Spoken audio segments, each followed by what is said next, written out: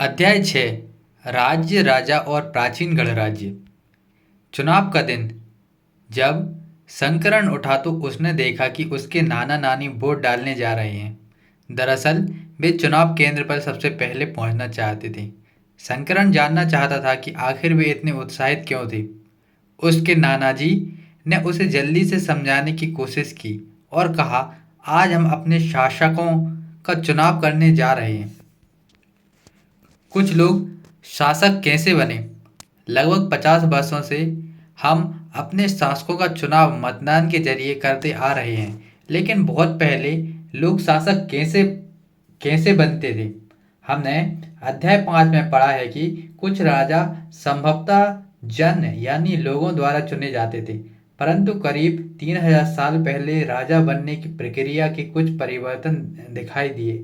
कुछ लोग बड़े बड़े यज्ञों को आयोजित कर राजा के रूप में प्रतिष्ठित हो गए। अश्वमेध यज्ञ एक ऐसा ही आयोजन था। इसमें एक घोड़े को राजा के लोगों की देखरेख में स्वतंत्र विचरण के लिए छोड़ दिया जाता था। इस घोड़े को किसी दूसरे राजा ने रोका तो उसे वहां अश्वमेध यज्ञ करने वाले राजा से लड़ाई करनी पड़ती थी। अगर उन्होंने घोड़े को जाने दिया, इसका मतलब यह था कि अश्वमेध यज्ञ करने वाले राजा उसने ज्यादा शक्तिशाली था। इसके बाद उन राजाओं को यज्ञ में आमंत्रित किया जाता था। यह यज्ञ विशिष्ट पुरोहितों द्वारा संपन्न किया जाता था। इसके लिए उन्हें उपहारों से सम्मानित किया जाता था। अश्वमेध यज्ञ करने वाले राजा बहुत शक्तिशाली माना जाता था। यज्ञ में आमंत्रित सभी राजा उनके लिए उपहार लाते थे। इन सभी आयोजनों में राजा का मुख्य स्थान होता था। उसे राज सिंहासन या बाघ की खाल के एक विशेष आसन पर बैठाया जाता था। युद्ध क्षेत्र में राजा का साथी उसका सहचर होता था। यज्ञ के अवसर पर वह राजा राजा की विजयों तथा अन्य गुणों का गान करता था। राजा के सगे संबंधी, खासकर उसकी रानियां तथा पुत्रों को भी कई छोटे छोटे अनुष्ठान करने होते थे। उन्हें सारे आमंत्रित राजाओं का काम सिर्फ बैठकर यज्ञ की पूरी प्रक्रिया को देखना भर था। राजा के ऊपर पुरोहित पवित्र जल के छिड़काव के साथ साथ अन्य कई अनुष्ठान करता था। विष अथवा वैश्य जैसे सामान्य लोग उपहार लाते थे, जिन्हें पुरोहित क्षुद्र मानते थे। उन्हें कई अनुष्ठानों में शामिल नहीं किया जाता था। इस यज्ञ में उपस्थित होने वालों की एक सूची बनाओ। पेशे के आधार पर वहां कौन कौन से वर्ग शामिल थे। वर्ण। इस समय उत्तर भारत में खासकर गंगा यमुना क्षेत्र में कई ग्रंथ रचे गए। ऋग्वेद के बाद रचे होने के कारण ये उत्तर वैदिक ग्रंथ कहे जाते हैं। इनके अंतर्गत सामवेद, यजुर्वेद, अथर्ववेद तथा अन्य ग्रंथ शामिल हैं। पुरोहितों द्वारा रचित इन ग्रंथों में विभिन्न प्रकार के अनुष्ठानों और उनके संपादन की विधियां बताई गई हैं। इनमें सामाजिक नियमों के बारे में भी बताया गया है। उस समय समाज में कई समूह थे, जिनमें पुरोहित, योद्धा, कृषक, पशुपालक, व्यापारी, शिल्पकार, श्रमिक, मछली पकड़ने वाले तथा जंगल में रहने वाले लोग शामिल थे। जहाँ कुछ पुरोहित तथा योद्धा वैभवशाली थे, वहीं कुछ कृषक और व्यापारी भी धनवान थे। दूसरी ओर पशुपालक, शिल्पकार, श्रमिक, मछली पकड़ने वाले, शिकारी तथा भोजन संग्राहक निर्धन थे। पुरोहितों ने लोगों को 4 वर्गों में विभाजित किया, जिन्हें वर्ण कहते हैं। उनके अनुसार प्रत्येक वर्ण में अलग अलग कार्य निर्धारित थे। पहला वर्ण ब्राह्मणों का था। उनका काम वेदों का अध्ययन, अध्यापन और यज्ञ करना था, जिनके लिए उन्हें उपहार मिलता था। दूसरा स्थान शासकों का था, जिन्हें क्षत्रिय कहा जाता था। उनका काम युद्ध करना और लोगों की रक्षा करना था। तीसरे स्थान पर वैश्य या वैश्य थे। इनमें कृषक, पशुपालक और अन्य व्यापारी आते थे। क्षत्रिय और वैश्य दोनों को ही यज्ञ करने का अधिकार प्राप्त था। वर्णों में अंतिम स्थान शूद्रों का था। इनका काम अन्य तीनों वर्णों की सेवा करना था। इन्हें कोई अनुष्ठान करने का अधिकार नहीं था। प्रायः औरतों को भी शूद्रों के समान माना गया। महिलाएं तथा क्षुद्रों को वेदों के अध्ययन का अधिकार नहीं था। पुरोहित के अनुसार सभी वर्णों का निर्धारण जन्म के आधार पर होता है। उदाहरण के तौर पर ब्राह्मण माता पिता की संतान ब्राह्मण ही होती थी। बाद में कुछ लोगों को अछूत माना गया। अछूत वर्णों में कुछ शिल्पकार, शिकारी तथा भोजन संग्राहक शामिल थे। साथ ही उनमें वे लोग भी आते थे जो शवों को दफनाने या जलाने का काम करते थे। इन लोगों के संपर्क में अपवित्र माना जाता था।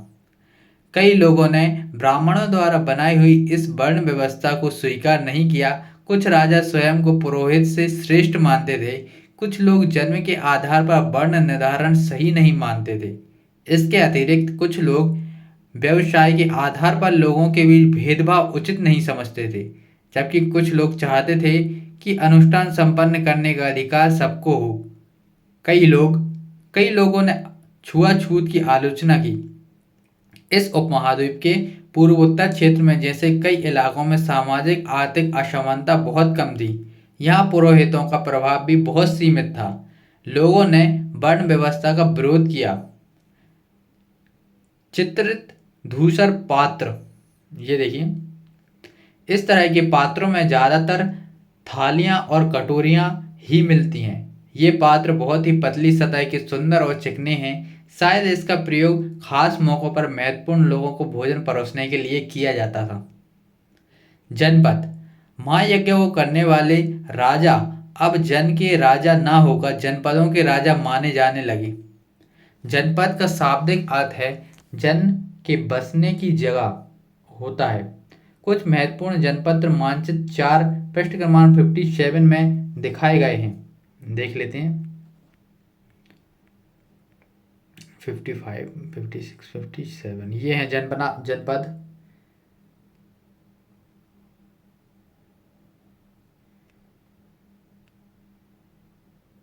आगे पढ़ेंगे।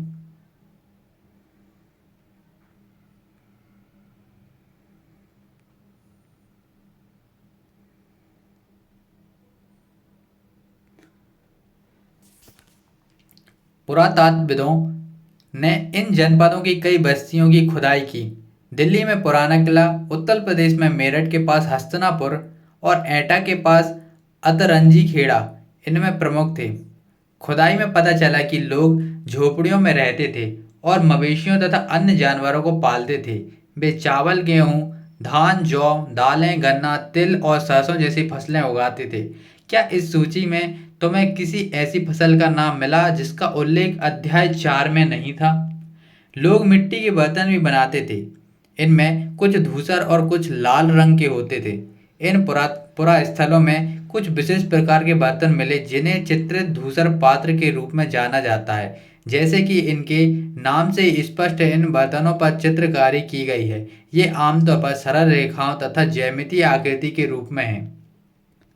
महाजनपद, करीब 2500 साल पहले कुछ जनपद अधिक महत्वपूर्ण हो गए। इन्हें महाजनपद कहा जाने लगा। मानचित्र 4 में कुछ महाजनपद को दर्शाया गया है। अधिकतर महाजनपदों की एक ही राजधानी होती थी। कई राजधानियों में किलेबंदी की गई थी, अर्थात इनके चारों ओर लकड़ी, ईंट तथा पत्थर की ऊंची दीवारें बनाई गई थी। ऐसा लगता है कि लोगों ने अन्य राजाओं के आक्रमण से डरकर अपनी सुरक्षा के लिए इन किलों का निर्माण किया था। कुछ राजा अपनी राजधानी के चारों ओर विशाल, ऊंची, प्रभावशाली दीवार खड़ी कर उनकी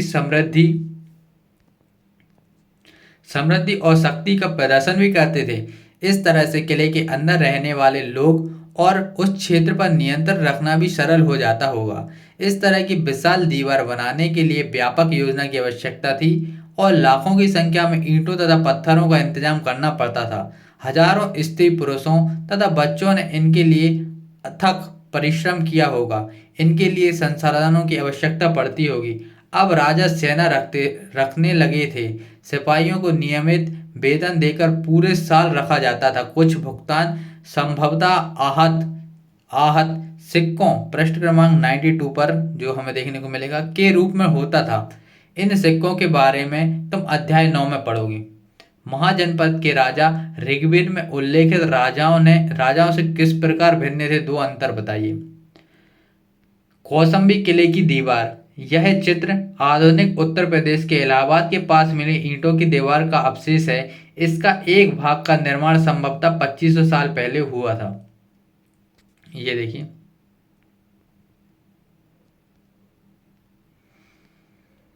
कर। महाजनपद के राजा विशाल किले बनवाते थे और बड़ी सेना रखते थे, इसलिए उन्हें प्रचुर संसाधनों की आवश्यकता होती थी। इसके लिए उन्हें कर्मचारियों की भी आवश्यकता होती थी। अतः महाजनपदों के राजा लोगों द्वारा समय समय पर लाए गए उपहार पर निर्भर न रहकर अब नियमित रूप से कर वसूलने लगे।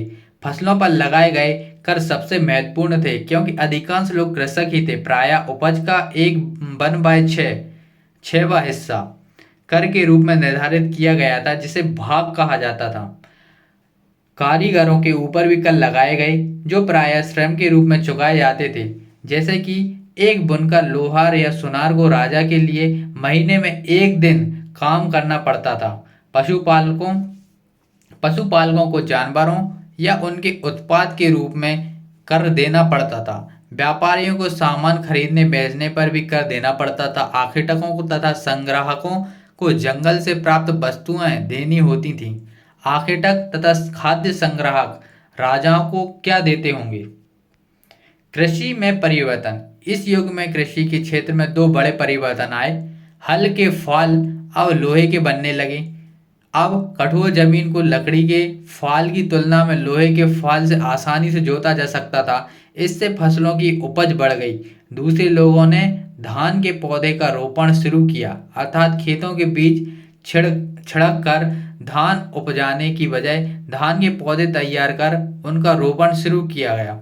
अब पहले की तुलना में बहुत ज्यादा पौधे जीवित रह जाते थे, इसलिए पैदावार भी अच्छी होने लगी। इससे कमातोड़ परिश्रम लगता था।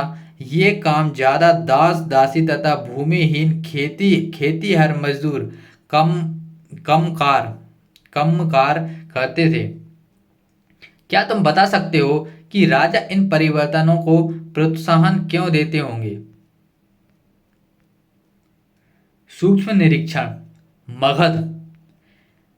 मानचित्र 4 पृष्ठ क्रमांक 57 में मगध ढूंढिए। मगध देखते हैं।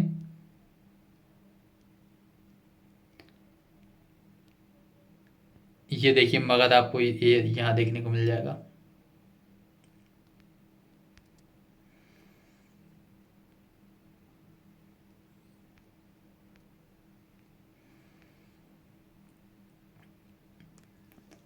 लगभग 200 साल के भीतर मगध सबसे महत्वपूर्ण जनपद बन गया। गंगा और सोन जैसी नदियां मगध से होकर बहती थीं। ये यातायात, जल वितरण और जमीन को उपजाऊ बनाने के लिए बहुत महत्वपूर्ण थीं। मगध का एक हिस्सा जंगलों से भरा था। इन जंगलों में रहने वाले हाथियों को पकड़कर और उन्हें प्रशिक्षित कर सेना के काम में लाया जाता था।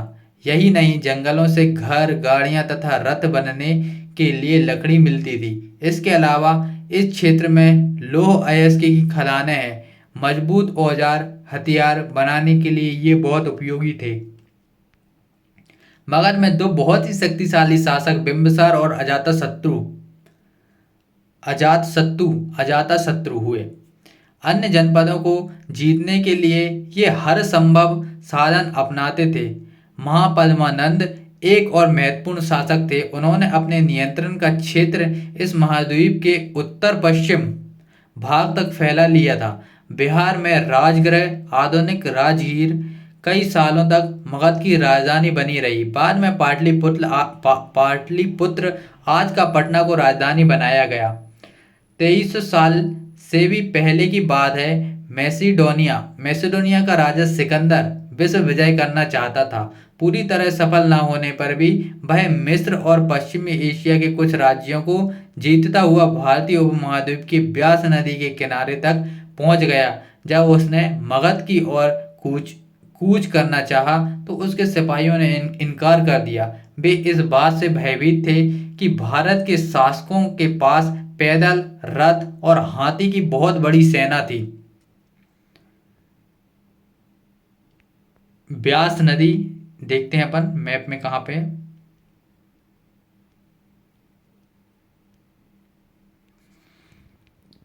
ये देखिए, ये है ब्यास नदी। ये आपको दिख जाएगी ऊपर।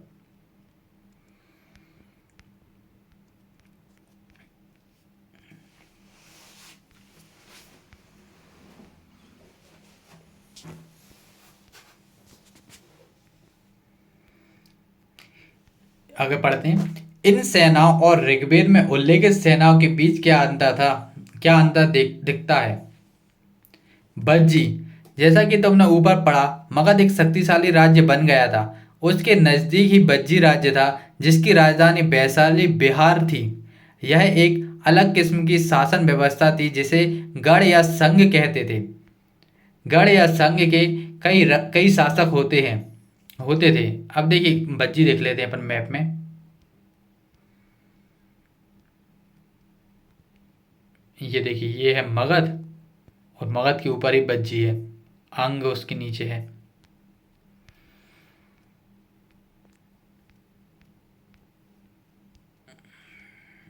चलिए बज्जी पढ़ते हैं। बज्जी, जैसा कि तुमने ऊपर पढ़ा, मगध एक शक्तिशाली राज्य बन गया था। उसके नजदीक ही बज्जी राज्य था जिसकी राजधानी वैशाली बिहार थी। यहाँ एक अलग किस्म की शासन व्यवस्था थी जिसे गढ़ या संघ कहते थे। अब देखिए ये राइट में लिखा है गढ़। गढ़ शब्द का प्रयोग कई सदस्यों वाले समूह के लिए किया जाता है। संघ अर्थात संगठन या सभा।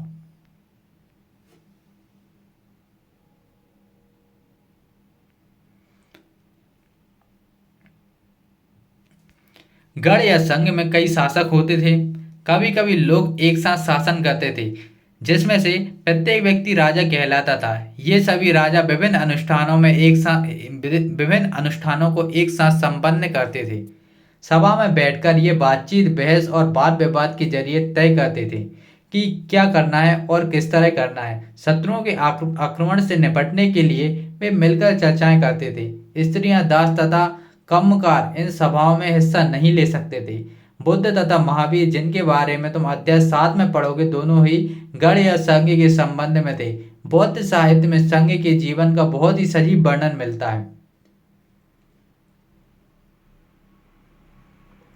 बज्जी संघ, बज्जी संघ यह वर्णन दीघ निकाय से लिया गया है। दीघ निकाय एक प्रसिद्ध बौद्ध ग्रंथ है जिसमें बौद्ध के कई व्याख्यान दिए गए हैं। इन्हें करीब 2300 साल पहले लिखा गया था। अजातशत्रु और बज्जी संघ। अजातशत्रु बज्जी संघ पर आक्रमण करना चाहते थे। उन्होंने अपने मंत्री बस्सकार को बौद्ध के पास सलाह के लिए भेजा। बौद्ध ने उनसे पूछा कि क्या बज्जी सभाएं नियमित रूप से होती हैं तथा इनमें सभी सदस्य उपस्थित होते हैं। जब उन्हें पता चला कि ऐसा होता है, उन्होंने कहा बज्जीवासी तब तक उन्नति करते रहेंगे जब तक वे पूर्ण और नियमित सभाएं करते रहेंगे, आपस में मिलजुल कर काम करते रहेंगे, पारंपरिक नियम का पालन करते रहेंगे, बड़ों का सम्मान, समर्थन और उनकी बात पर ध्यान देते रहेंगे। बज्जी महिलाओं के साथ जोर जबरदस्ती नहीं करेंगे और उन्हें बंधक नहीं बनाएंगे। शहर तथा गांव में चैत्यों का रखरखाव करेंगे। विभिन्न मतावलंबी संतों का सम्मान करेंगे और उनके आने या जाने पर कोई रोक नहीं लगाएंगे। बज्जी संघ अन्य महाजनपदों से कैसे भिन्न था? कम से कम 3 अंतर बताओ। कई शक्तिशाली राजा इन संघों को जीतना चाहते थे। इसके बावजूद उनका राज्य अब से लगभग 1500 साल पहले तक चलता रहा। उसके बाद गुप्त शासकों ने गढ़ और संघ पर विजय प्राप्त कर उन्हें अपने राज्य में शामिल कर लिया। इसके बारे में तुम अध्याय 11 में पढ़ोगे। अन्यत्र अपने एटलस में यूनान और एथेंस को ढूंढो। लगभग 250 साल पहले एथेंस के लोगों ने एक शासन व्यवस्था की स्थापना की थी जिसे प्रजातंत्र या गणतंत्र कहते हैं।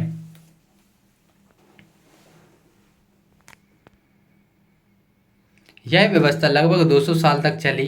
इसमें 30 साल से ऊपर के उन सभी पुरुषों को पूर्ण नागरिकता प्राप्त थी जो दास नहीं थे। वहां एक सभा थी जो महत्वपूर्ण विषयों पर निर्णय लेने के लिए साल भर में कम से कम 40 बार बुलाई जाती थी। इस सभा में सभी नागरिक भाग ले सकते थे। शासन के कई पदों पर नियुक्तियां लॉटरियां द्वारा की जाती थीं। सभी नागरिकों को सेना और नौसेना में अपनी सेवाएं देनी होती थीं।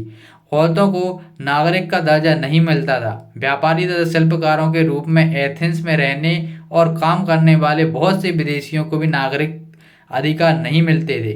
एथेंस में खदानों, खेतों, घरों, कार्यशालाओं में काम कर रहे दासों को भी नागरिक अधिकार नहीं मिले थे। क्या एथेंस में वास्तव में जनतंत्र था? कल्पना करो, वैशाली के उस सभागार में तुम अंदर झोंक रहे हो, जहां मगध की राजाओं द्वारा आक्रमण का सामना करने के विषय पर चर्चा की जा रही है। तुमने क्या सुना? उपयोगी शब्द: राजा, अश्वमेध, वर्ण, जनपद, महाजनपद, किलेबंदी, सेना, कर, पौधरोपण, गढ़ अथवा संघ, प्रजातंत्र। महत्वपूर्ण तिथियां: नए शासक लगभग 3000 साल पहले, महाजनपद लगभग 3000 साल पहले, सिकंदर का आक्रमण, दीघ निकाय का लेखन लगभग 2300 साल पहले, गढ़ या संघ राज्य का अंत लगभग 1500 साल पहले।